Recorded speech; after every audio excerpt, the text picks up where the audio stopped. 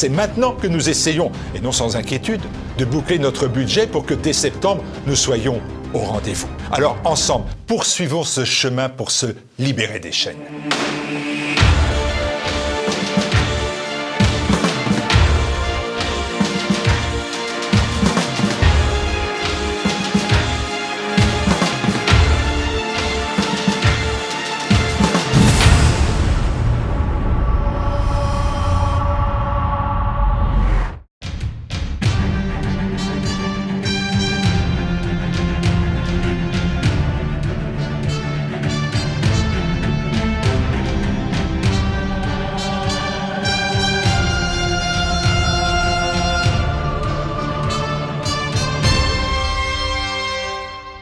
Bonjour à tous. La Finlande, c'est un petit pays aux confins septentrionaux de la Baltique, coincé entre la Suède et la Russie, qui l'absorbèrent successivement.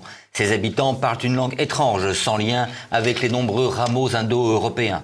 C'est un pays d'immenses étendues glacées, de neige, de lacs et de forêts, fier de son originalité, mais qui n'accéda à son indépendance qu'en 1917. Et il est un homme dont la vie se confond avec le destin de la Finlande. Il s'agit de Gustav Mannerheim, dont le génie politique et les initiatives militaires s'avérèrent fondateurs. Homme dénué de tout orgueil ou de passion dominatrice, c'est sous sa conduite que le pays a résisté aux bolcheviks, à l'URSS de Staline ou encore à l'Allemagne nazie. Un destin, une vie que nous allons découvrir avec Jean-Paul Besse, notre invité du jour. Jean-Paul Besse, bonjour. Bonjour, monsieur. Vous êtes docteur en histoire, spécialiste de l'Europe centrale et orientale. Oui. Vous enseignez actuellement à l'Institut universitaire Saint-Pilice. Oui. Vos ouvrages sont nombreux et variés puisque vous avez écrit sur la boxe, sur l'histoire locale également, Senlis, Gisors, Chantilly, où vous avez enseigné durant 30 ans, et puis sur la Russie avec Elisabeth Fedorovna, princesse martyre, chez Via Romana en 2008. Alors tous les autres ouvrages que je vais citer sont tous chez Via Romana.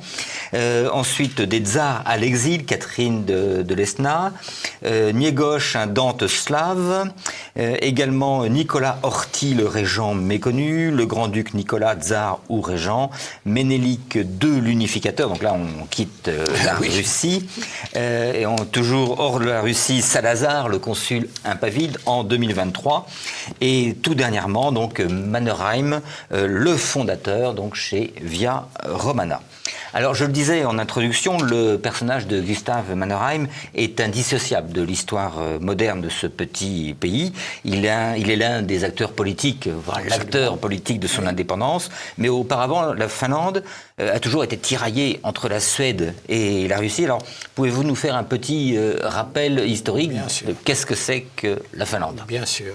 Alors, le peuple finnois est un de ces multiples peuples de la steppe qui se déplacent vers l'ouest et qui se logent finalement à l'est des Scandinaves, donc des Suédois en l'occurrence, et qui va être conquis par eux à l'époque de ce qu'on peut déjà appeler les croisades, par un roi de Suède fort guerrier, comme ils l'ont été souvent, qui impose un joug assez lourd à la Finlande, ce qui va avoir pour conséquence, au moment de la réforme protestante, de la luthéranisation, si je puis dire, de ce peuple. Et cela va durer jusqu'en 1809.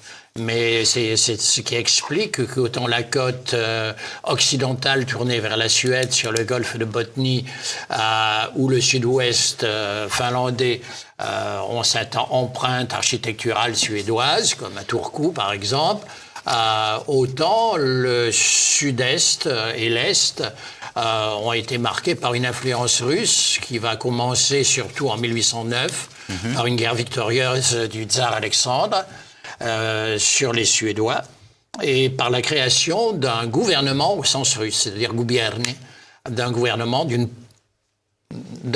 qui n'en est pas un, puisqu'Alexandre disait c'est un État, ce n'est pas un gouvernement russe, et donc il avait accordé une large autonomie. C'est un grand-duché ?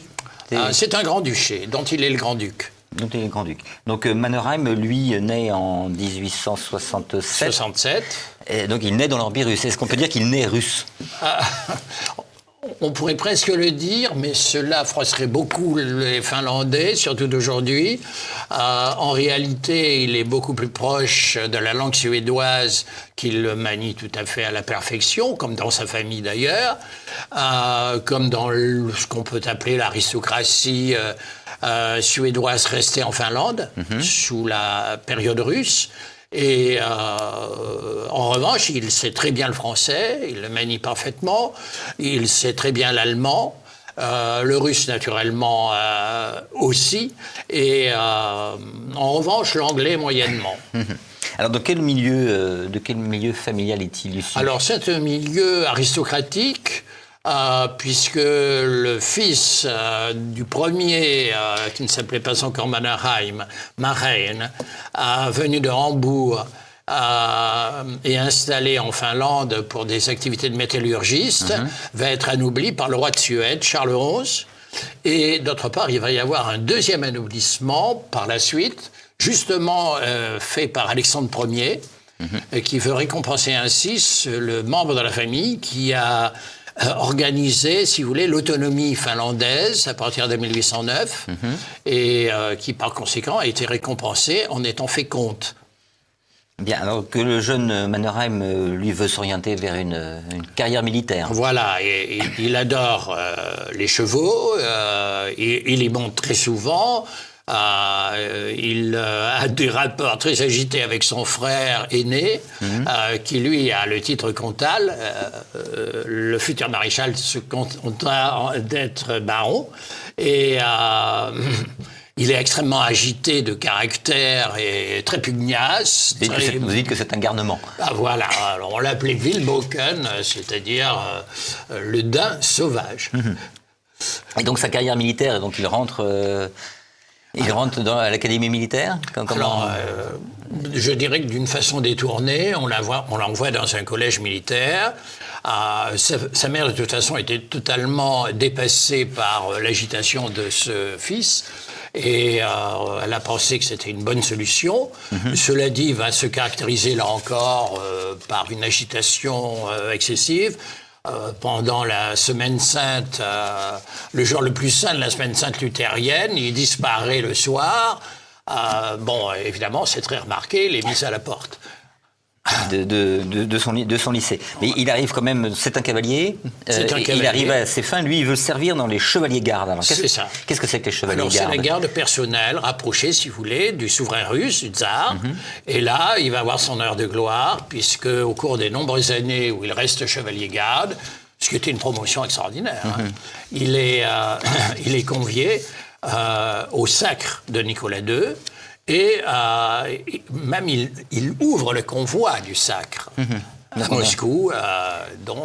Et l'empereur le reçoit le lendemain avec ses autres collègues chevaliers gardes qui ont contribué à ce sacre, le remercie, et ainsi commence une espèce d'amitié entre ce souverain qui s'intéresse à lui et lui-même, qui a toujours dit, jusqu'à sa mort, « Mais Nicolas II était mon souverain ». Parce qu'il gardait toujours le portrait de Nicolas II dans son bureau. Même président de la République. Même président de la République finlandaise. Donc son baptême du feu a lieu lors de la guerre russo-japonaise, 1904-1905. Cette guerre désastreuse lancée par un milieu cupide que n'a pas bien discerné Nicolas II au départ, et qui va se transformer en catastrophe, puisque les Anglais ont soutenu les Japonais autant qu'ils le pouvaient, et que la flotte japonaise va couler la flotte russe d'Extrême-Orient dans le port de Port-Arthur en 1904, et ensuite envahir toute cette région que la Russie prétendait conquérir facilement. Alors là, Mannerheim souffre physiquement parce que il fait des chutes de cheval, son aide de camp est tué, ce qui l'affecte beaucoup, et c'est une campagne désastreuse de plus. Et quel enseignement en tire-t-il? Il en retire le fait que l'armée russe n'est pas prête pour un conflit véritablement moderne, qu'elle s'est engagée dans cette affaire avec un véritable esprit superficiel, et qu'elle a été mal renseignée par ses services secrets qui auraient dû lui dire que les Japonais avait une flotte toute neuve sortie des chantiers britanniques. Donc donc il combat quand même. Il combat, il est courageusement. blessé, il souffre physiquement assez, et par conséquent, il est obligé de prendre des congés pour se remettre. Et il sort de la guerre avec quel Alors il est colonel, Colonel. et plus tard il sera fait général assez vite. Alors, il est envoyé ensuite, après cette guerre, il est envoyé en Asie pour une grande expédition. C'est une expédition internationale? Qu'est-ce que c'est exactement? Non, c'est une expédition d'exploration dirigée par le célèbre explorateur français Paul Pelliot, qui a accepté de l'engager parce qu'il ignorait totalement qu'il était en réalité un espion russe, qui venait pour voir le fond du Turkestan et le Turkestan chinois afin que la Russie puisse s'en emparer un jour. Et pour Pelliot, c'était un explorateur suédois. Et donc, si vous voulez, cette espèce de semi-complicité s'est retournée contre Mannerheim, puisque à un moment, il a été obligé de rompre avec Pelliot, alors que le voyage était déjà entrepris, pour...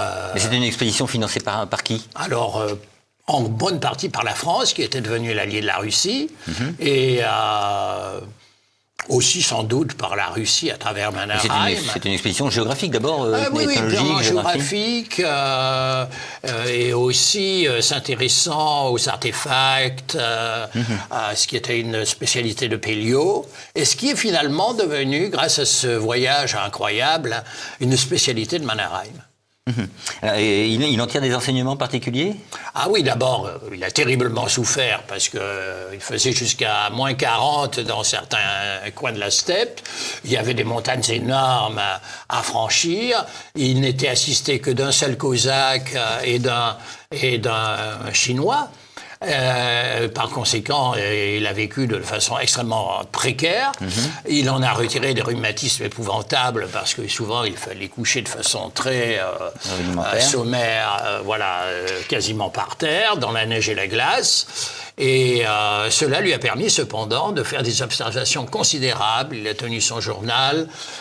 Il a réussi à mettre de côté un grand nombre d'objets qu'il pourrait présenter à son retour. Et il a fait une rencontre prodigieuse, le Dalai Lama. Et le Dalai Lama, ayant été quasiment chassé par les Anglais qui avaient fait éruption au Tibet, s'est réfugié au nord-ouest de Pékin, où le rencontre Mannerheim. Et le Dalai Lama est très intéressant en pensant qu'en réalité, il va pouvoir, grâce à lui, faire intervenir Nicolas II contre les Anglais, ce qui bien sûr était impossible. Et de plus, il a un certain art divinatoire et il lui remet des objets précieux pour le tsar, dont il dit que c'est un bodhisattva, c'est-à-dire une sorte de, comment dirais-je, pas de réincarnation, mais d'image du Bouddha vivant. Et le plus extraordinaire, c'est que quand Mannerheim rencontrera à nouveau Nicolas II prendra les objets offerts par le Dalai Lama avec, comment dirais-je, le geste qu'il faut. Ce qui a stupéfié Mannerheim, qui a dit « Mais alors, la prophétie était exacte. » C'est exact. Alors arrive la Première Guerre mondiale. Oui. Donc il sert naturellement dans l'armée russe. Il se retrouve face aux Austro-Hongrois. Oui. Quelle guerre fait-il? Alors, il se bat d'abord en Pologne russe, donc contre les Allemands.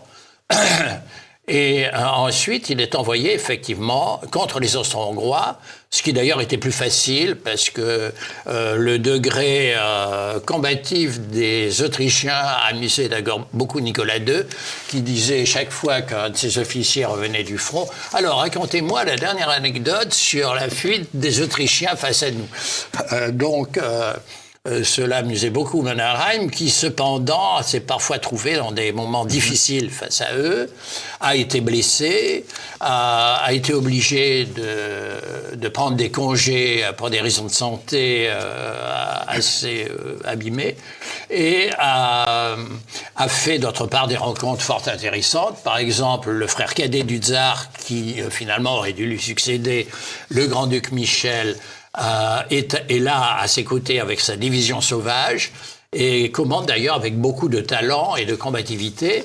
Et quant à une sœur de Nicolas II, la grande duchesse Xenia, elle arrive un jour à cheval comme une amazone, puisque son train ne fonctionnait plus, et vient lui dire, eh bien, parlons et dansons ensemble. Une rencontre étonnante. Donc, mais c'est en 1917 que là va se jouer le destin de la Finlande et celui de Mannerheim, parce qu'éclate la révolution russe et la prise du pouvoir par les bolcheviks. Alors, la Finlande étant, comme vous l'avez dit, grand-duché de la Russie, donc elle fait toujours partie de l'Empire. Quelles sont les conséquences internes en Finlande et quel rôle va jouer Mannerheim, qui lui est général à l'époque? Oui, déjà. Et qui a entendu une prophétie étonnante pendant son congé à Odessa d'une devineresse qui lui a dit « Tu as un destin extraordinaire, tu seras chef de ton pays, tu réorganiseras son armée et tu auras une gloire incroyable même après ta mort. » Et voilà que tout cela va se dessiner finalement en 17-18. Parce que donc en 17-18, en Finlande, est-ce qu'il y a des tentatives de prise du pouvoir par les bolcheviks? Comment ça se passe? Quelle est l'organisation politique du pays? Voilà, alors il y a plusieurs aspects. Beaucoup de Finlandais sont tout à fait hostiles au maintien je dirais, de la régence russe, parce que le joug des Russes s'est alourdi sous le règne de Nicolas II, au point que des Finlandais ont assassiné le gouverneur russe Bobrikov, qui était très répressif. Une autre partie des Finlandais est allée s'entraîner en Prusse chez les Allemands pour revenir en Finlande et libérer le pays de l'étreinte russe. Et puis Mannerheim, lui, s'enfuit de Saint-Pétersbourg, qui ne reconnaît plus tellement elle est défigurée d'abord par les libéraux en février 17, puis par les bolcheviks en octobre-novembre. Il s'enfuit d'ailleurs difficilement, manquant d'être reconnu et fusillé. Et il va prendre la direction d'une armée finlandaise quasiment inexistante, grâce à Svinhufvud Wood, qui est un monarchiste qui proclame la République en attendant une régence éventuelle. Et Mannerheim prend la direction du nord-ouest de la Finlande face à la Suède, ce qu'on a pu appeler après coup la Vendée finlandaise, où il lève une armée qui va être partiellement armée par les Allemands, ce qui posera d'ailleurs des problèmes ultérieurs, parce que le général von der Goltz, qui était assez brillant, va débarquer en Finlande avec des troupes. Ce contingent, sous l'autorité de qui est-il, n'est-ce pas? Ce n'est pas très clair. Mannerheim, en tout cas, a été nommé chef de l'armée par Svinhufvud, et il va, à partir du nord-ouest, redescendre vers le sud, où les amis des bolcheviks, les sociodémocrates finlandais et aussi des Russes qui étaient dans les troupes envoyées par l'empereur autrefois, vont le combattre, mais vont être défaits. Finalement, Tampere, qui était le noyau au centre méridional du pays, de l'industrie, mais aussi des sociodémocrates, est emporté. La guerre civile est gagnée par Mannerheim, qui finit par prendre Helsinki. Et se pose alors le problème des Allemands, dont il faut obtenir le départ. Et pour cela, Mannerheim va partir chez les Alliés. Après un voyage interminable à travers la Baltique puis la mer du Nord, il arrive en Écosse. Il réussit à parvenir à Londres, où il rencontre Churchill. Et alors, une chose intéressante, c'est qu'il a toujours eu des relations suivies avec Churchill, et qu'il a rencontré une grande audience auprès de lui.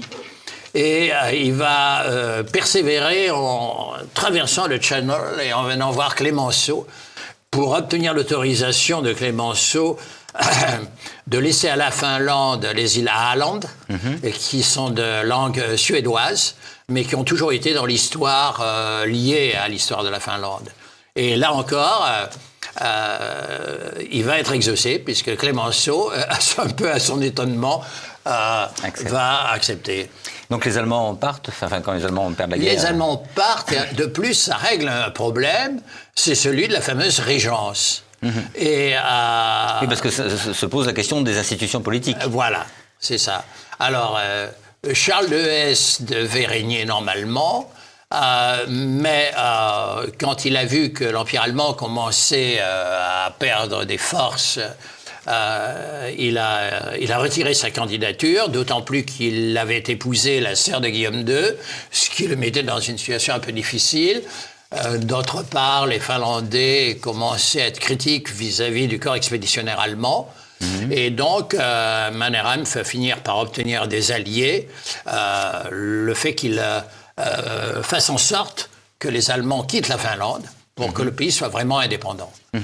Et donc là, c'est une république il devient régent. Alors, il est régent une monarchie sans roi, finalement. Une monarchie sans roi. Il y a même des portraits officiels de lui qui sont faits. Et puis, il se rend compte, de la cupidité des politiciens, de leur versatilité. Je parle des politiciens finlandais. Il est horripilé par la montée électorale des sociodémocrates, bien qu'ils eussent été vaincus sur le terrain. Et donc, il refuse de continuer cette comédie plus longtemps. Il va se retirer. Et là, la Finlande devient quoi, une république ? Alors, elle devient une république, disons avec un gouvernement de centre-gauche, on peut dire, oui. Une majorité qui n'est pas tout à fait majoritaire, mais presque de sociodémocrates et de ses alliés. Et tout cela écœure Mannerheim, qui part très lointainement, en Asie où il voulait revenir, mais cette fois dans l'Asie méridionale. Alors Mannerheim, oui, quel type d'homme est-il ? Alors, le jeune homme, comment dirais-je, non seulement fringant, mais extrêmement agité qu'il était, s'est apaisé. Oui. C'est un homme déterminé, sûr de lui, mais prudent, méticuleux dans les affaires politiques, car il sait jusqu'au bout ne pas s'aventurer trop sur un terrain miné, finalement, qui, d'ailleurs, ne provoque chez lui que de la répulsion. Et très attentif à la création puis à l'entretien d'une armée finlandaise qui va avoir fort à faire, puisque en face il y a eu la fin de Lénine, il y a eu non seulement la création du RSS au temps de Lénine, mais l'arrivée au pouvoir de Staline. Et par conséquent, il y a le problème frontalier d'une part de la région de Vyborg, c'est-à-dire Viipuri en finnois, qui est proche de Pétersbourg, devenu Leningrad, et d'autre part le problème de la Carélie soviétique, dont les soviétiques ont fait une république, je dirais, par défaut, parce qu'ils auraient bien voulu que la Finlande s'y agrège. C'est la même population, à cela près qu'elle est beaucoup moins luthérienne, mais en général orthodoxe comme les Russes, et qu'elle est frontalière, et qu'il y a évidemment une direction bolchevique fanatique en Carélie, à Petrozavodsk, qui rêve de s'emparer de toute la Finlande. Et donc, Mannerheim sait qu'il doit organiser une armée finlandaise plus combative et surtout beaucoup mieux s'équipée. Et sur le plan de sa vie personnelle, de sa famille, que c'est-on ? Alors, il s'est marié quand il était chevalier-garde avec une aristocrate russe tout à fait charmante, dont il a eu 2 filles. Cependant, le ménage s'est désagrégé... je ne vais pas dire assez vite, mais progressivement, notamment durant son expédition en Extrême-Orient.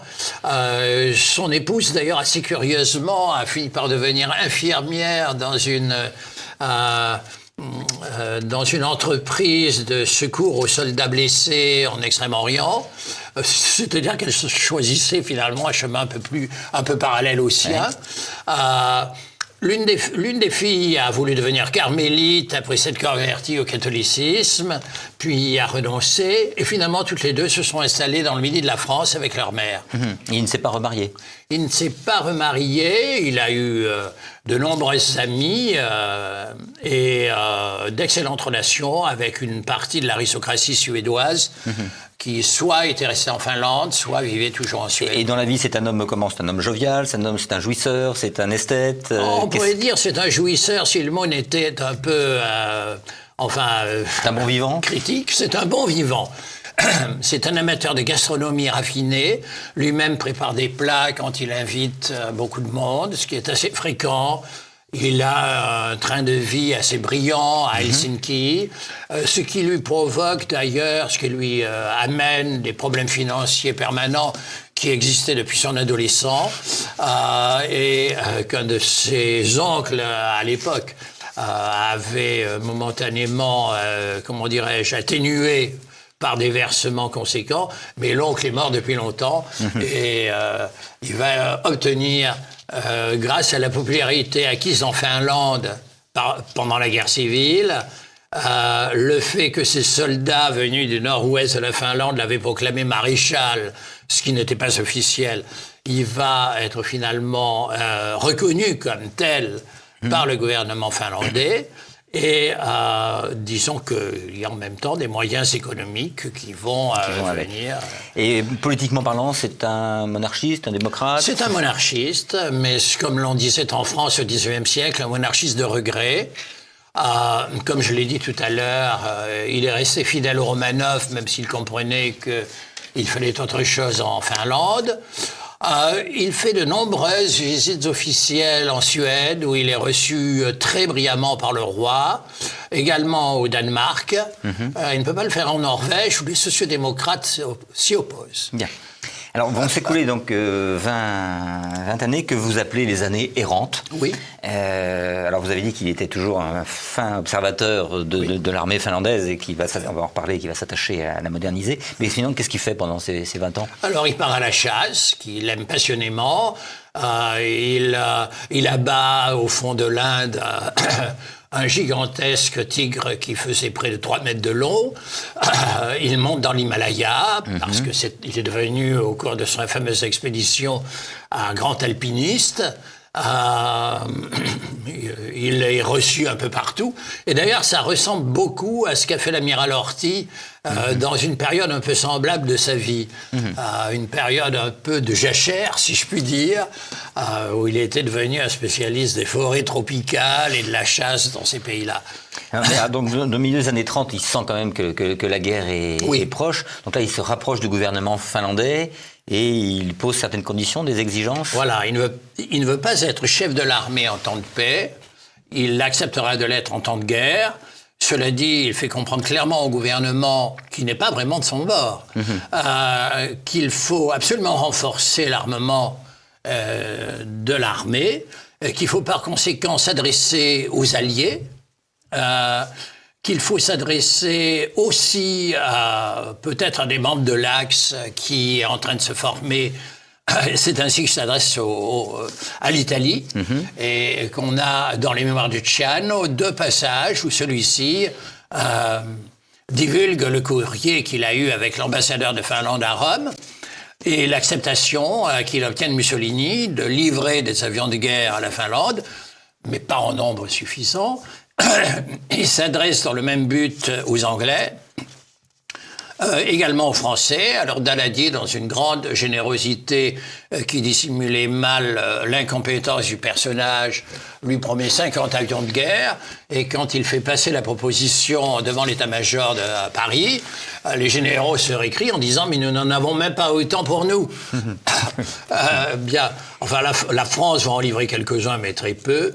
Et ce qui va aider davantage l'armée finlandaise, c'est que la firme suédoise d'armement Bofors va s'installer en Finlande et qu'elle va fournir une bonne partie de l'armement moderne de ce pays. Ce pays armé. Alors, en 1939, la Finlande est victime des clauses secrètes du pacte germano-soviétique. Il y a des revendications donc soviétiques sur la Carélie.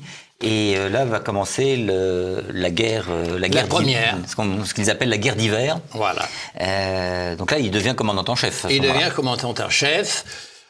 Il n'a pas du tout les ressources en armement qu'il aurait espéré. Cependant, il est très bien organisé. Ne serait-ce que pour les tenues blanches des soldats finlandais, qui sont donc invisibles, ce qui est le contraire des membres des 100 divisions soviétiques. 100 divisions qui vont complètement échouer dans leur offensive.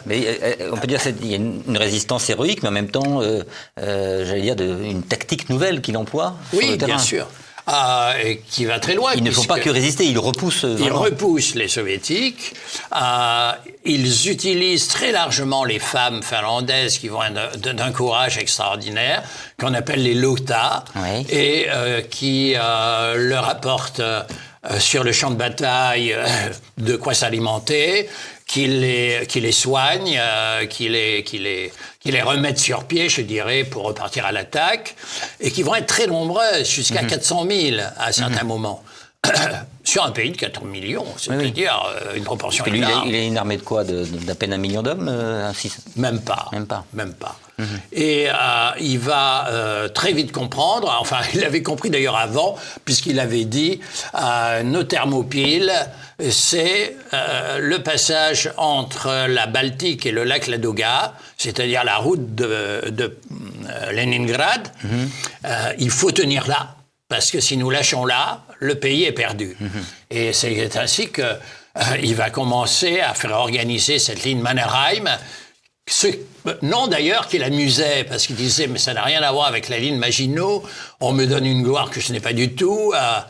C'est l'utilisation habile des rochers, qui sont très nombreux en Finlande, n'est-ce pas? Des rochers qui permettent de dissimuler des soldats et des mitrailleuses et des canons pour bloquer cette entrée, si vous voulez, de l'armée rouge en Finlande. Et ça va magnifiquement réussir. Oui, donc c'est une technique d'encerclement, de type de guérilla. Voilà, et l'emploi, j'ai été surpris d'apprendre ça, le premier emploi des cocktails dits Molotov. Ah, voilà, l'expression vient de là, oui, puisque Molotov était le bras droit de Staline, était particulièrement, comment dirais-je, acharné à vouloir écraser la Finlande, à en faire une république rouge. Et donc, les Finlandais ont inventé donc, ce mélange d'essence et d'huile. La riposte, voilà, c'est ça. Alors, ce qui va pousser les échecs des divisions soviétiques vont pousser Staline finalement à demander l'armistice. Un ultimatum de paix. On n'a jamais vu ça dans l'histoire. C'est assez distrayant, n'est-ce pas? Voilà, donc Mannerheim va saisir sa chance en quelque sorte. Il ne demande pas mieux. Et il n'a pas d'illusion. Les Soviétiques vont forcément revenir. Beaucoup de Finlandais pensent la même chose d'ailleurs, et ça se reproduit. Il y a un bombardement aérien d'Helsinki par la flotte aérienne soviétique, et c'est la guerre de continuation. Donc là, qui commence en 1941, mais après l'opération Barbarossa, c'est-à-dire l'invasion de la Russie par l'Allemagne. C'est presque imminent après le fameux ultimatum de paix. Et donc, c'est la deuxième tentative de Staline et de Molotov. On voit revenir le chef des bolcheviks de Petrozavodsk, de Carélie finnoise, qui croit à nouveau que la chance lui sourit. Il y a des combats particulièrement durs autour de Vyborg, Viipuri, et le long de la ligne Mannerheim, et plus au nord, le long de la frontière. Et là encore, les Finnois résistent admirablement. Alors, ils ont quand même les Allemands derrière eux cette fois-ci. Alors, les Allemands sont revenus sans qu'il y ait aucun accord officiel avec l'Allemagne. Mais ça a arrangé évidemment Hitler que la Finlande ne tombe pas dans le giron de Staline. Et les Allemands vont être cantonnés surtout dans le nord de la Finlande, c'est-à-dire la Laponie, où ils vont rester plusieurs années. Au point que, dit-on, beaucoup de soldats allemands vont s'éprendre de belles finlandaises Et ça rendra plus difficile l'éloignement du corps expéditionnaire par la suite. On en reparlera, mais alors, sur le terrain, donc, on a une poussée soviétique, résistance des Finlandais qui sont armés cette fois-ci par les Allemands. Qui sont armés, mieux armés bien entendu, et qui vont avancer en territoire soviétique. Le but était à un moment d'atteindre Mourmansk, le grand port arctique soviétique. Puis après, simplement la ligne de chemin de fer qui descend vers le sud et qui était aux mains des Soviétiques. Alors, il y a plusieurs percées finlandaises et le front est nettement plus favorable désormais aux Finlandais. Et il y a un recul des Allemands, il y a un recul des Soviétiques assez étonnant. Enfin, donc, au point que ils sont de plus en plus inquiets pour Leningrad, si vous voulez. Alors, même s'il y a les Allemands avec eux, derrière eux, c'est un combat commun, on peut dire, oui. mais il n'y a pas d'alliance. C'est une alliance objective, mais il n'y a pas de... Il n'y a pas d'alliance et Mannerheim est hostile à l'hitlérisme. Oui, voilà. Quel est son tout à fait hostile. Il n'aime pas l'idéologie. Il n'est pas du tout antisémite. Il a dit un jour à Hitler, je ne toucherai pas à un seul un seul cheveu des Israélites de Finlande. Donc il déplore l'idéologie. Il profite de ce compagnonnage militaire efficace, mais en étant inquiet sur la suite.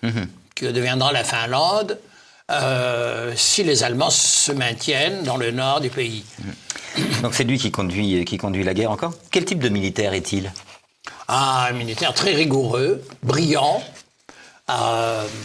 qui a une tactique profondément pensée, réfléchie, aidé d'ailleurs par un excellent général qui est un peu, comment dirais-je, pas son aide de camp, mais même davantage, Rodolphe Walden, d'autres aussi. Et puis il y a une espèce quand même d'unité nationale derrière eux.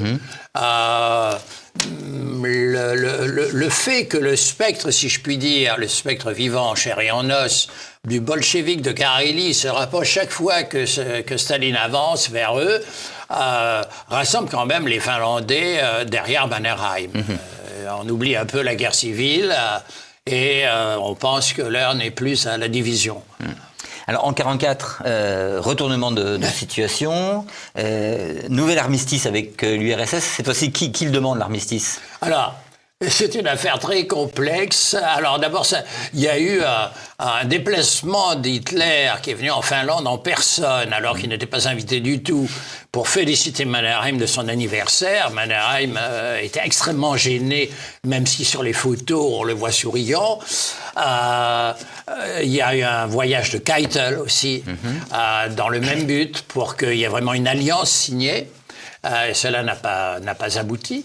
D'un autre côté, Mannerheim comprend qu'il faut que la situation de l'Allemagne est telle à partir de 1944 qu'il faut se débarrasser du corps expéditionnaire allemand.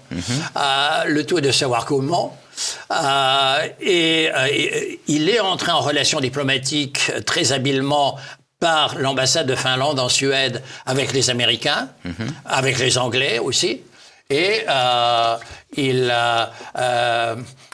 grâce à la diplomate soviétique qui était en poste à Stockholm, que Madame Carrère d'Ancos appelle dans son magnifique livre « La Valkyrie de la Révolution », il va obtenir l'accord non pas de Molotov, mais de Staline pour arrêter la Troisième Guerre qui aurait pu être fatale à la Finlande. Alors on peut se demander pourquoi. Je pense que le rôle de cette Valkyrie a été très important parce qu'elle avait des racines partiellement aristocratiques et finlandaises par son grand-père et qu'elle a tout fait dans sa carrière politique pour dénigrer Lénine, quoique elle-même bolchevique, et pour toujours applaudir Staline. Et donc Staline l'a utilisé, et à ce moment-là, ça s'est retourné, ça a joué en faveur de Mannerheim. Et donc il signe un armistice avec les soviétiques. Voilà, donc c'est le feu. C'est ça. Seulement maintenant, il y a combien d'Allemands et des troupes allemandes sur le sol finlandais ? Oui, beaucoup. Et là, ça va être la guerre de Laponie, parce que les Allemands ne veulent plus partir. si ce n'est que, évidemment, en 45, en mai 45, il faudra de toute façon qu'ils partent. Donc là, cette fois-ci, c'est vers l'ouest, on repousse les Allemands vers l'ouest. Voilà, mais ça se fait très mal, en ce sens que les Allemands se vengent en ravageant la Laponie, en mettant même des inscriptions sur les murs. Merci de nous remercier comme cela. Oui, donc il y a effectivement c'est ironique, évidemment. Fin du conflit. Alors, au niveau territorial, on a perdu la Carélie définitivement. Alors, la Carélie orientale, oui. Une bonne frange de territoire qui va de l'océan glacial jusqu'à Viborg aussi. Il y a le problème de certaines îles également dans la Baltique. Mais Staline n'exige pas de faire de la Finlande une république rouge comme la Hongrie, comme la Bulgarie et la Pologne et tant d'autres. Et il exige simplement qu'en politique extérieure, la Finlande ne dise jamais un mot contre la politique soviétique, qu'elle n'attaque jamais sur les ondes les positions soviétiques. Et c'est ce qu'on va appeler la finlandisation. La Finlande est condamnée donc pour plusieurs décennies au silence sur ce plan-là. Une neutralité. À une neutralité, et que bien sûr, militairement, elle ne soit plus du tout menaçante pour l'URSS. C'est étonnant d'ailleurs cette indulgence de Staline vis-à-vis de la Finlande. Quand on retrouve, je parlais de Horthy tout à l'heure, quand on retrouve dans l'attitude que Staline a eue vis-à-vis de l'amiral Horthy, disant quand Molotov et les autres voulaient son arrestation, et même probablement qu'il fut fusillé, ne touchez pas au vieux gentilhomme. Expression assez inattendue, évidemment. Alors, Mannerheim, la fin de la guerre arrive. Est-ce qu'on peut faire... donc, d'après ce que vous nous avez raconté, c'est un fin politique également. C'est un fin politique. C'est un grand diplomate, il a une bonne... Voilà. Il sait manier les hommes aussi. Il sait très bien manier les hommes, oui. C'est un meneur d'hommes, oui. Mais ça, il l'a montré très tôt. Alors après la guerre, que devient-il? Il commence à être un petit peu âgé, parce que quand Hitler vient le voir, c'est pour son 75e anniversaire. C'est ça. Oui, il est âgé, il est surtout très fatigué,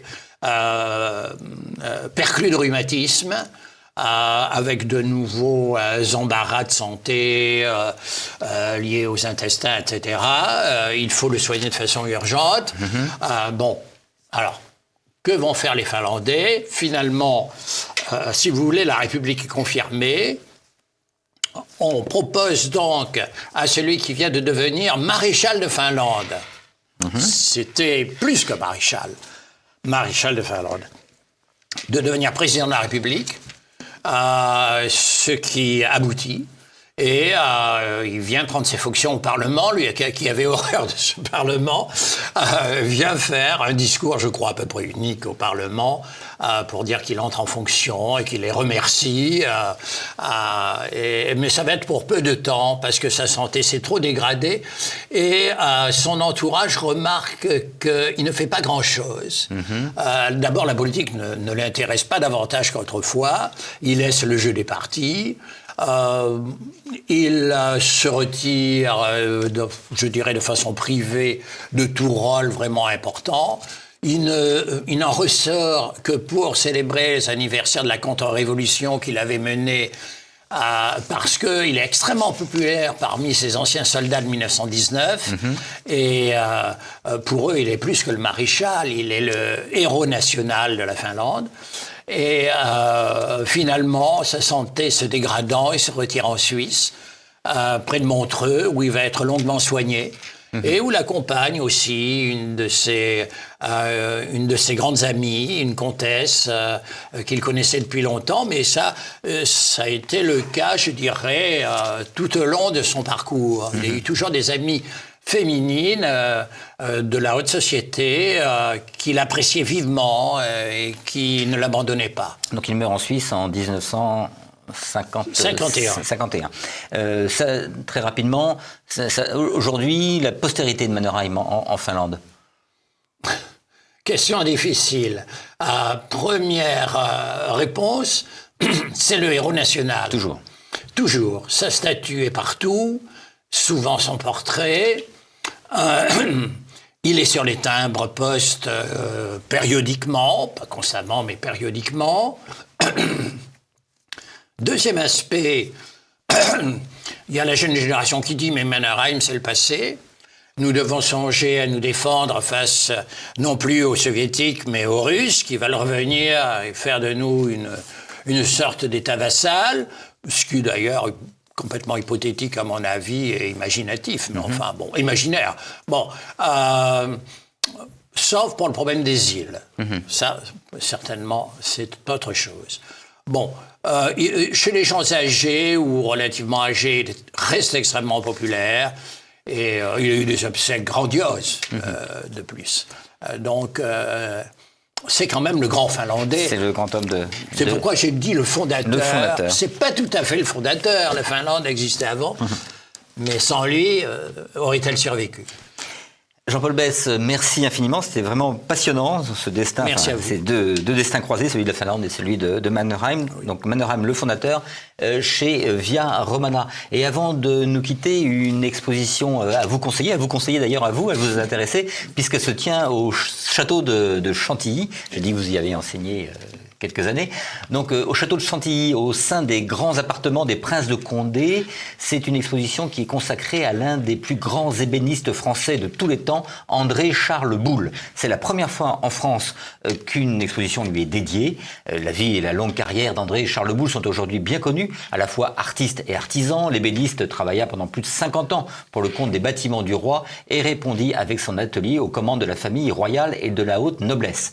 Il atteignit un degré de perfection technique, notamment dans celle de la marqueterie des métaux et des écailles de tortue, portée au plus haut niveau.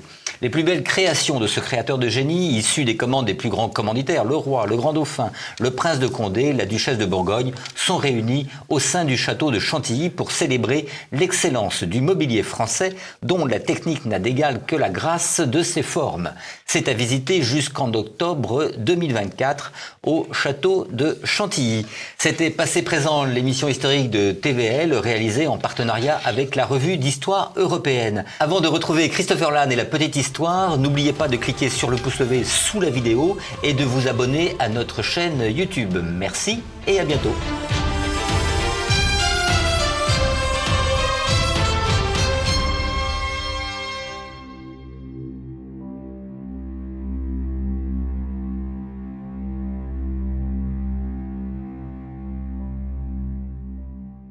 Aujourd'hui, on va parler de l'éducation dans le monde romain et de ce que cette éducation a de différent avec la nôtre. Bon, pour résumer l'épisode en un mot, tout.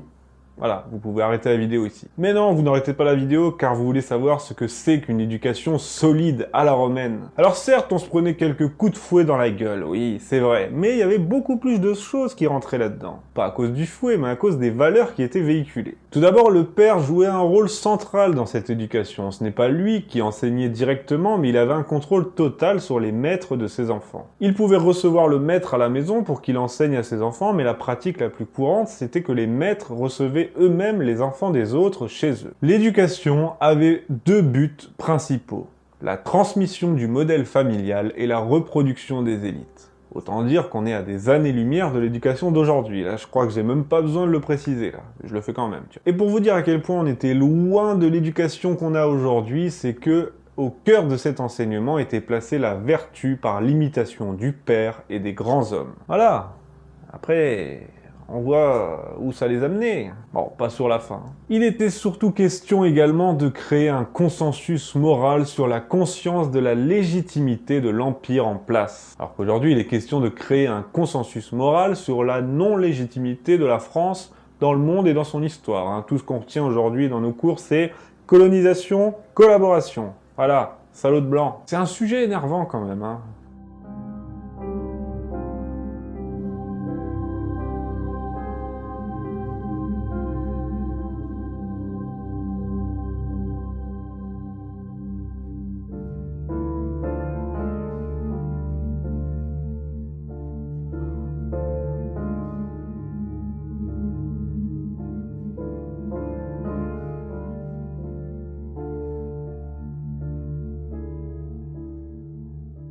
Revenons à l'éducation romaine. Tout d'abord, les enfants apprenaient les prima rudimenta, c'est-à-dire lire, écrire, compter. Ensuite venait l'étude des arts libéraux, c'est-à-dire les arts réservés aux hommes libres. On y enseignait la grammaire, la langue latine, mais aussi la langue grecque, mais surtout les arts rhétoriques, qui étaient très importants. C'était très important car l'art de la parole est très important pour convaincre quelqu'un et convaincre son auditoire dans cette société inspirée du modèle grec. Pour un politicien, c'était important pour convaincre ses électeurs, et pour un juge ou un avocat, c'était important pour convaincre le public. En gros, c'était un art, l'art rhétorique, qui était réservé aux élites, mais pas que. Par exemple, pour Cicéron, ça pouvait servir également d'ascenseur social.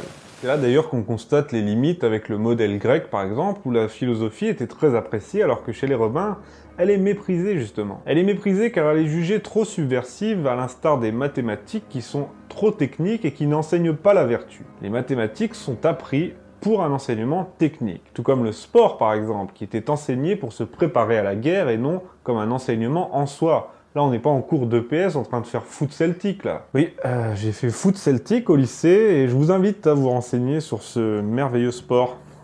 Concernant les maîtres, comme je vous ai dit, ils pouvaient se déplacer chez les parents ou, majoritairement, recevoir les enfants chez eux. L'éducation était totalement privée, hein. C'était des maîtres qui pouvaient être comme des auto-entrepreneurs aujourd'hui. Plus ils avaient de réputation et de qualité, plus ils avaient d'enfants inscrits à leurs cours et plus ils développaient leur fortune. Bien sûr, certains étaient très riches parce qu'ils avaient une notoriété considérable, ils avaient beaucoup d'enfants, mais la majorité de la profession était très précaire, comme aujourd'hui d'ailleurs. Alors comme je l'ai dit au début, il y avait de la violence physique envers les enfants, notamment des coups de fouet. D'ailleurs, un dicton romain dit « l'homme qui n'est pas fouetté n'est pas éduqué ». Vous imaginez cette formule sur le fronton de nos établissements publics aujourd'hui ? L'homme qui n'est pas fouetté n'est pas éduqué. Vous imaginez ce dicton sur une école Montessori ?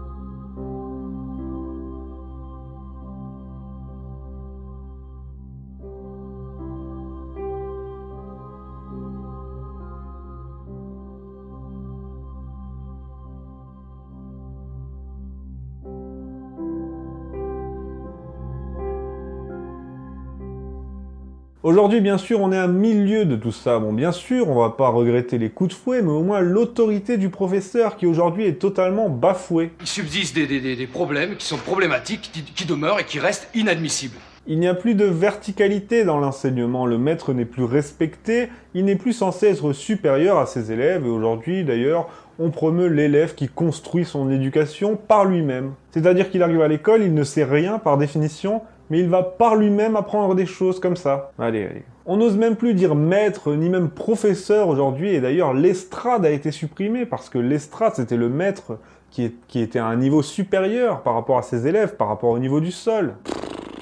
On est passé d'un système qui était censé former les élites et tirer les gens vers le haut à un système égalitariste où le nivellement par le bas est le mot d'ordre. La récente réforme du collège a d'ailleurs fait encore plus fort dans l'anti-élitisme en supprimant les classes jugées trop élitistes comme par exemple les classes bilingues. Les classes bilingues ou encore l'enseignement de l'allemand, du latin et du grec par exemple. Ça c'est un truc de riche, ça on n'en veut pas. À l'époque on les fouettait mais on leur enseignait quelque chose. Aujourd'hui, on les oblige à rester assis, sans bouger, sans parler, 200 jours par an dans des endroits où on ne leur apprend rien. Aussi, à l'époque, il était question de reproduction du modèle familial et d'imitation du père. Aujourd'hui, Vincent Payon pourra en témoigner, il est question d'arracher l'enfant à ses déterminismes familiaux. Ces déterminismes familiaux, patriarcaux, hétérosexuels. Bon, on a encore la rudimenta, c'est-à-dire lire, écrire, compter, mais à quel niveau est-on descendu? On est passé d'un mépris des mathématiques chez les Romains à une véritable dictature des mathématiques. Il faut former des technocrates et pas des gens qui ont de l'esprit et des valeurs. Et puis quel est le niveau en mathématiques? Puis personne ne sait faire une règle de 3 aujourd'hui, ne connaît pas ses tables de multiplication. Quel est le niveau en français, en grammaire? Aujourd'hui les jeunes arrivent au baccalauréat sans savoir écrire, sans savoir lire correctement, sans savoir compter. Bravo! D'ailleurs j'ai lu, je crois que c'était dans le livre du général Tauzin, qui disait que l'éducation nationale française était le 3e employeur mondial derrière l'armée chinoise et les chemins de fer indiens. Pour quel résultat? Bravo. Alors certes, l'éducation à la romaine avait aussi ses limites, avec notamment son histoire préfabriquée pour le salut de l'Empire, mais au moins les jeunes ne ressortaient-ils pas avec rien dans la tête et avec la haine de soi? Voilà, c'est tout pour moi. C'était énervant, oui. Merci à tous d'avoir suivi ce nouvel épisode de La Petite Histoire. Je vous dis à bientôt pour de nouvelles aventures sur TV Liberté.